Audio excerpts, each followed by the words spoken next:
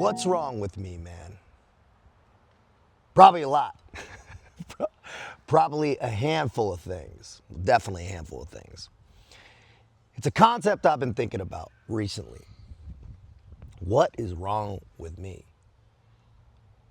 And what I really mean is what is wrong with each of us? Why do I ask that? Why have I been asking myself these questions, right? We've been talking a little bit about resentments with family members, colleagues, whatever. Right? It's when we're holding on to a resentment of somebody else, what we're really doing is projecting some type of internal state, right? What we project onto others is really a reflection of our internal state. So I've been thinking about these are always going to be there. These thoughts, these invasive thoughts, these holdings on of past discrepancies, right? But how do we frame that? How do we take that and make it useful? That's what we're trying to do here on TCAV TV is how do we make things that are seemingly negative into a positive? How do we take some type of seemingly negative input and bust out that paradigm shift and make it something positive? That's what I like to do, man, because if there's going to be these constants that are always in the world and always going to be these happenings, these experiences, these states, well, how do we make them positive? So I've been thinking about what's wrong with me, right? The minute we start to project on somebody else, right? You point a finger at somebody, you got three pointing back at you. That old adage, I like that. And I try to remember that because if I'm trying to find some fault in someone or something or whatever, bro, what is that saying about me? What faults do I have? I got three for every one. Is my side of the street clean? And I was just talking to a client, Amber, she's a coach in wellness, right? And we're talking about you're always kind of experiencing these things and we're always trying to rise above them. The best way to operate is to turn it back on ourselves, man. Am I perfect? Answer is fucking no. Definitely not me. Far from it, as is well documented. I'm not perfect. Getting better, getting tighter, but I'm definitely not perfect. So if that's the case, then I can't point fault at anybody. Definitely something that doesn't really matter, right? If it's just something that's not useful, it's a lot of times we're using a resentment or something that we're projecting about somebody else or a fault we're trying to point at somebody else or some wrongdoing. It's really just a distraction from what we're trying to do, how we're trying to prove, a distraction from the faults we have. I'm trying to do that. So now I've been doing this new kind of thought experiment. Anytime I have one of these thoughts, whether it be my family, relationships, whatever, I go, man, let's start with the basics. Is my daily battle rhythm good? Was my wake up tight? Were my macros good? Was I deliberate about my morning? Have I been maintaining a state and frame of gratitude?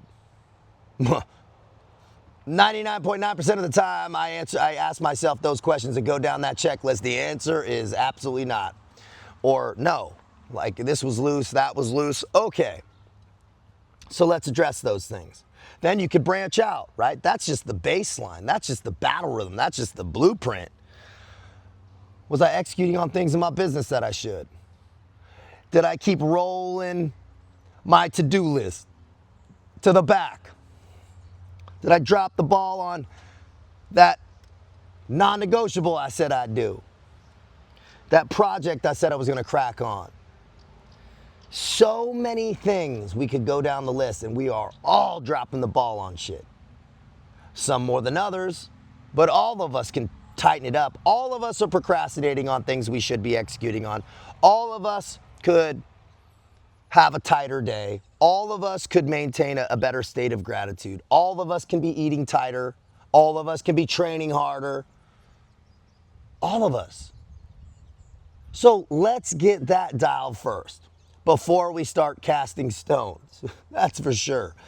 And man, the minute I start thinking in that way, dude, I get out of my own head, man. I get out of my own thing. Maybe the thing you're mad about is important, man. But dude, don't be shouting from an unstable platform. You see people out there in these streets, right? Trying to change the world, can't even change their fucking self. Trying to improve the world and put this complex system of society together in a better way. They can't even put their fucking breakfast together correct. Can't even put their bed together.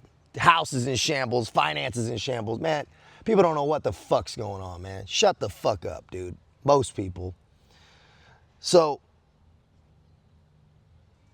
let's get dialed in.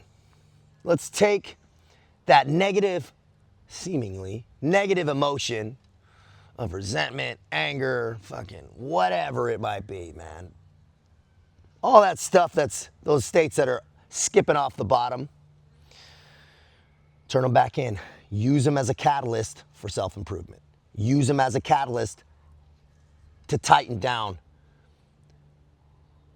the screws, to tighten up the ship. Dial it in. Wire it tight. So useful. It's so useful to bring it back to ourselves, to the things we can't control. I like to say this. I go, I'm not saying that I'm not going to address that. I'm not saying that what I'm holding on to isn't important. I'm not saying that. But let me address it when I'm tight. And often we find in the process of getting tight, in the process of putting all our ducks in a row, what seemed to be important before is not. Falls away. That fleeting emotion fades. Let it fade away. Find out what's really important. Let some time pass. And while that time's passing, let's keep improving, man. This is down by a park down by the lake, Canyon Lake. This will be the last video from Canyon Lake, man.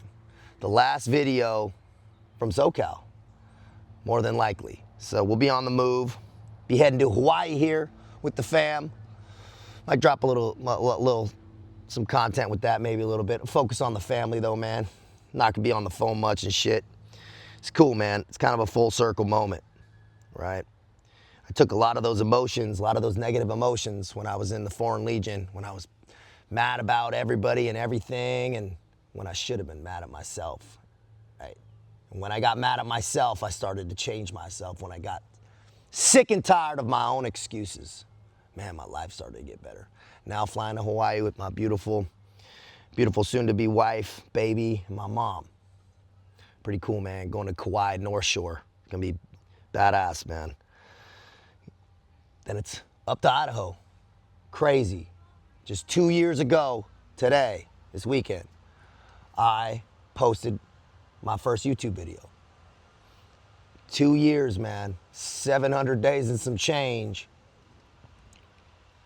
Just about telling my story and holding myself accountable. To you, to myself, to the higher calling. Now here we are. What can you do in 2 years? What can you do in a year? People underestimate what's possible to achieve in that amount of time, man. And I'm just grateful to God, man. Grateful to be here, and I'm grateful for y'all. Be smart. Out here.